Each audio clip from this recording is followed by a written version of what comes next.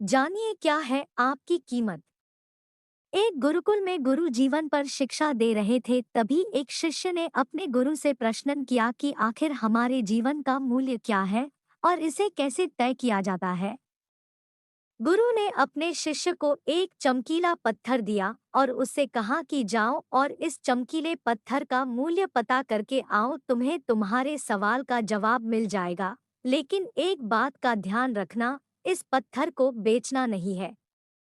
शिष्य सबसे पहले बाजार में गया और उसे एक फल वाला दिखा। वह उस चमकीले पत्थर को लेकर फल वाले के पास गया और बोला कि इस पत्थर की कीमत क्या है। फल वाला उस चमकीले पत्थर को देखकर बोला, 2 किलो फल ले जाओ और इस पत्थर को मुझे दे जाओ। शिष्य ने आगे एक सब्जी वाले को पत्थर दिखाया और उससे इसकी कीमत पूछी। सब्जी वाले ने उस चमकीले पत्थर को देखा और उससे कहा कि एक बोरी सब्जी ले जा और इस चमकीले पत्थर को मेरे पास छोड़ जा।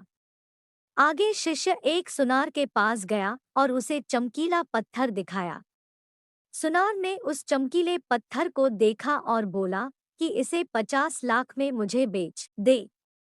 शिष्य ने उसे भी मना कर दिया तो सुनार बोला कि 1 करोड़ में यह दे दे, या बता तुझे इसकी कितनी कीमत चाहिए। शिष्य ने उस सुनार से कहा कि मैं माफी चाहता हूँ, मैं इसे बेच नहीं सकता क्योंकि मेरे गुरुजी ने इसे बेचने से मना किया है।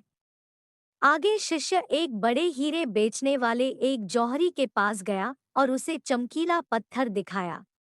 जौहरी ने पत्थर को देखकर शिष्य को बताया कि यह तो बेशकीमती रूबी है।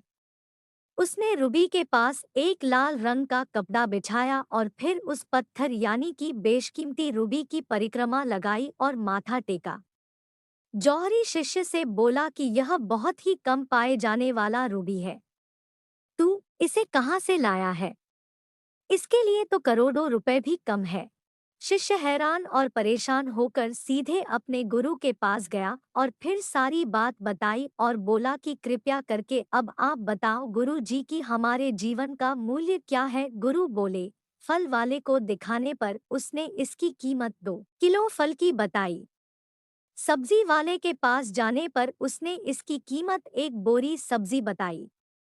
आगे सुनार ने 1 करोड़ और जौहरी ने इसे बेशकीमती बताया। इसी तरह मानवीय जीवन के मूल्य का भी है।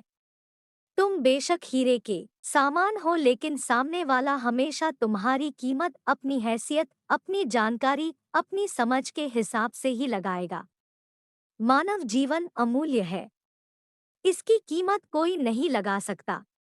इसलिए अगर जिंदगी के किसी मोड़ पर कोई तुम्हारी काबिलियत की आलोचना करे या तुम्हें नाकारा समझे तो घबराना मत, क्योंकि दुनिया में तुम्हें पहचानने वाले भी मिल ही जाएंगे। निवेदन, अगर आपको यह कहानी पसंद आया हो तो कृपया इसे शेयर कीजिए और कमेंट्स करके बताएं कि आपको यह कहानी कैसी लगी, और हमारे आने वाले वीडियो को पाने के लिए चैनल को सब्सक्राइब करें।